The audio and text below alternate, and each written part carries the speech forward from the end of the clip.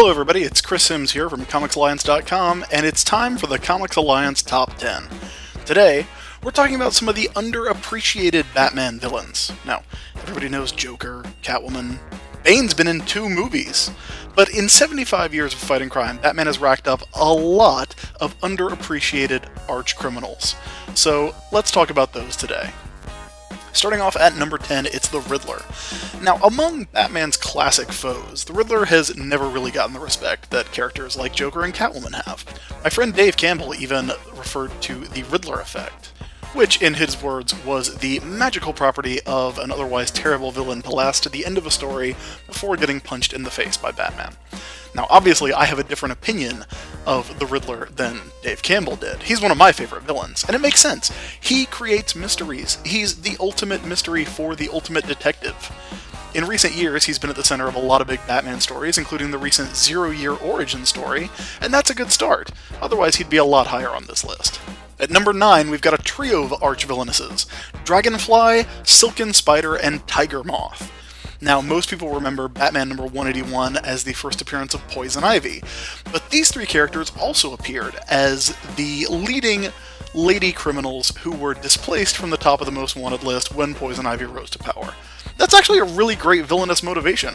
They want to be the top criminals in Gotham City, but there's always characters like Catwoman and Poison Ivy getting in their way. That can make for a lot of really fun stories. Otherwise, they're just kind of 3 forgotten criminals. That sucks, because they've got really cool designs. Coming in at number 8, we have the Clock King. Now, the Clock King has gone through a lot of various versions over the years, from his first appearance as a foe for Robin, all the way to being a central figure in Batman the Brave and the Bold. In the comics, he hasn't really caught on. He's kind of the definition of one of the gimmicky villains of the Silver Age and Golden Age. But if Batman the Animated Series taught us anything, it's that Clock King can be a really, really cool character. Especially now, when we've got modern cities that are organized around schedules and timing things. I saw someone mention recently that one of the things they really thought was cool about the Clock King is that he's a character who knows Gotham City even better than Batman does. That's kind of a really cool hook for a villain. I'd like to see it get played up more often. Speaking of those one-note villains of the Golden and Silver Age, number 7 is Film Freak.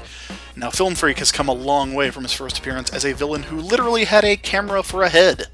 In Will Pfeiffer and David and Alvaro Lopez's Catwoman run, he was reinvented as a late-night horror movie host who turned to crimes as a way to sort of get fun out of these lurid horror movie slasher acts that he was such a big fan of.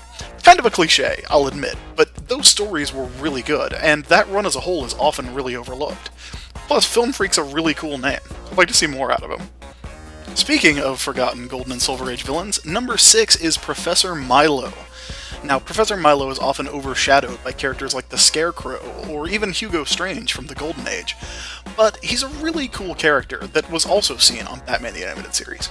He's actually the central figure in one of my all-time favorite Batman stories, one that came up a lot during Grant Morrison's run. He's the scientist who made Batman afraid of bats, playing on that phobia, making him unable to fight crime or even dress in his own costume. He had to be Starman for a little while. Now, with modern ideas about criminal psychology and the psychology of Batman, some of which are explored right here on ComicsAlliance.com in our Arkham Sessions podcast, you could get a lot of mileage out of a character like Professor MILO, who doesn't necessarily want to destroy Batman in the way that the Scarecrow does, but who wants to get inside Batman's head and root around there and figure out how he works and how to take him out. Again, it's a pretty cool idea, and one that you could easily dust off from modern age storytelling. At number 5, we have the Carpenter. Now, I'm going to go ahead and assume that everyone watching this has heard of Harley Quinn, so stop me if you've heard this one before. Created by Paul Dini, the Carpenter is a plucky blonde who got involved with supervillains due to her kind of unique abilities. In the Carpenter's case, though, it wasn't psychology like it was with Harley Quinn. She's actually the one who builds all the death traps. She was introduced in a Mad Hatter story as the Lewis Carroll-themed pair of the Walrus and the Carpenter, but in his run on Detective Comics, Paul Dini kind of spun the Carpenter out into a couple of different adventures. And given how much I love death traps and people who have weird jobs in Gotham City, I'd say the Carpenter needs a much bigger spotlight. At number 4, we have the Cavalier. Now, a lot of people would say that the best possible Cavalier story has already been told with James Robinson and Tim Sale's Blades, and that makes a lot of sense. But remember how Batman is inspired to be Batman because he sees a Zorro movie when his parents get killed? That's something that was introduced in Dark Knight Returns that's stayed pretty constant for the years since. The Cavalier is evil Zorro.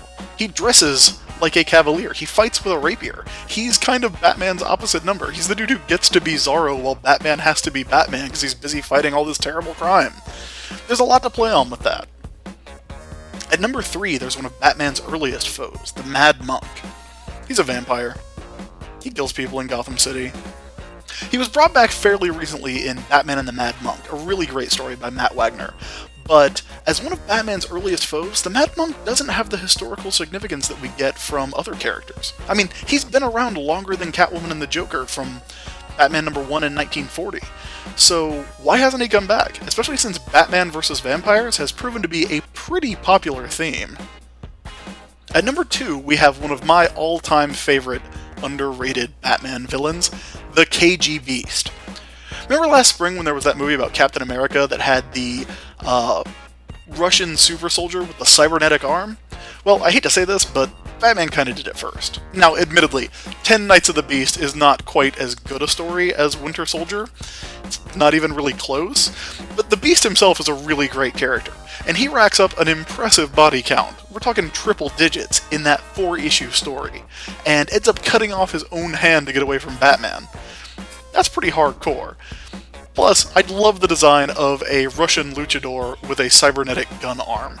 Who doesn't? Finally, slumming in at number 1, we have the most underappreciated Batman foe of all time, Johnny Karaoke. Johnny Karaoke wasn't even the main villain of the story he was in, and he was only in one story. Created by John Ostrander and Tom Mandrake, he was a bit player in a story called Grotesque, about a guy named Grotesque. But it's Johnny Karaoke that really captured my attention, largely because his name is Johnny Karaoke, and also because that's a completely accurate summary of who he is and what he does. He sings karaoke songs into a mic stand that's also a sword, while backed up by a team of dancers called the Geisha Girls, that's GRRLS, like Riot Girl. And he's a Yale graduate who affects an accent that he doesn't have in order to fool people into underestimating him. It probably won't surprise you to learn that he died during that story, but come on, that was before the New 52. Johnny Karaoke could very easily have a comeback, and if you ask me, he could be the next Joker. That just about wraps it up for this week's top 10 list on underappreciated Batman villains.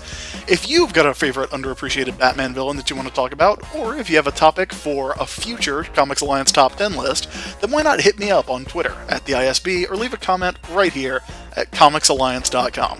Thanks for watching. We'll see you next week.